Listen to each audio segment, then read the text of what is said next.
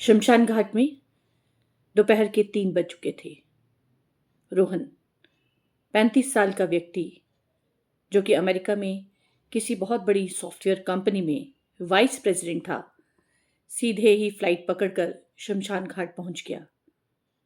उसके पिता 75 साल की उम्र में गुजर गए थे और रोहन, जिसने हाथ में एक लैपटॉप पकड़ा हुआ था और आंखों पर ब्रांडेड सनग्लासेस लगा रखे थे, जैसे ही शमशान घाट पहुंचा उसे वहां पर सुमित मिला, जो कि मोक्ष इवेंट मैनेजमेंट से था, जिस एजेंसी का काम था किसी भी मरे हुए व्यक्ति की शव यात्रा का प्रबंध करना।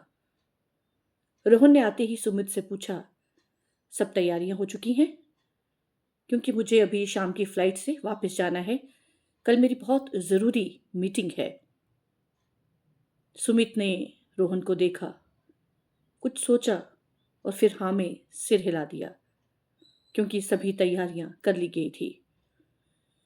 रोहन ने एक पल के लिए अपने मरे हुए पिता के चेहरे को देखा।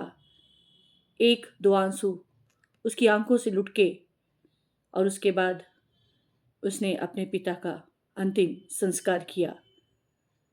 और जैसे ही चिता जलनी शुरू हुई, वो धीरे से सुमित को एक कोने में ले गया और अपनी जेब से चेक बुक निकाली और पूछने लगा, कितना भरूं? 50,000? 1 लाख? तुम जल्दी से मुझे बता दो। सुमित ने कहा कि आपको कुछ भी देने की जरूरत नहीं, पैसे दिए जा चुके हैं। वो कहता, किसने दिए पैसे? क्या मेरे अंकल ने दे दिए? वो कहता, नहीं, आपके पिता तो पहले ही पैसे दे के चले गए। कहता, कब? कहता, आज से 6 महीने पहले आपके पिता मेरे पास आए थे। उन्होंने कहा कि मेरा बेटा अमेरिका में काम करता है, हो सकता है कि जब मेरी मृत्यु हो तो उसके पास इतना समय भी ना हो कि वो यहाँ पर पहुँच चुके।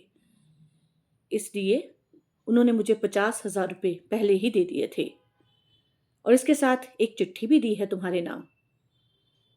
रोहन ने वो चिट्ठी पकड़ी और जैसे ही उसे खोला, उसमें लिखा था, मेरे प्यारे बेटे रोहन, मैं जानता हूँ कि मैंने तुम्हें पाल पोस कर बड़ा किया कि तुम दुनिया पर राज कर सको। और आज जब तुम्हें मेरी मृत्यु का समाचार प्राप्त हुआ, तुम बहुत टेंस हो गए होंगे। तुम सोच रहे होंगे कि क्या मुझे छुट्टी मिलेगी? क्या मैं टिकट खरीदूं? मेरी मीटिंग्स का क्या होगा? बेटा, तुम्हें चिंता करने की कोई ज़रूरत नहीं है, क्योंकि मैंने हर चीज़ का प्रबंध कर लिया है।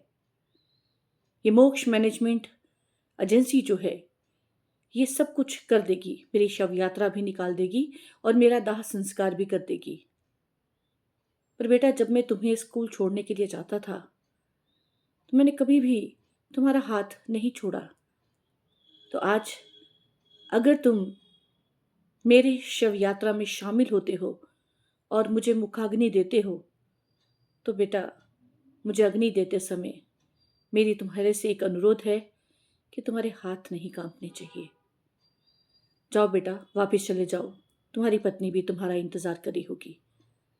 तुम्हारा अपना बाबा। यह पत्र पढ़ते ही अचानक से रोहन की आंखें भर आई। वो वहीं पर जमीन पर बैठ गया और जोर जोर से रोने लगा। उसे एहसास हो गया कि हम सिम कार्ड तो प्रीपेड ले सकते हैं, लेकिन पिता का प्यार प्रीपेड नहीं हो सकता। हमें यह समझना है कि हमारे माता पिता हमारे लिए बहुत ज़्यादा मूल्यवान है, जिन्होंने हमारे डायपर्स हमारे बचपन में बदले। आज इस समय में यदि हम उनका साथ ना दे सकें तो फिर हमारे जीवन का क्या फ़ायदा है? इसलिए समय रहते इनके मूल्य को पहचानिए, क्योंकि कोई भी एजेंसी जो है वो शव यात्रा का तो प्रबंध कर देगी, लेकिन आंसू कभी भी आउटसोर्स नहीं होते। ये तो अपना खून ही दे सकता है।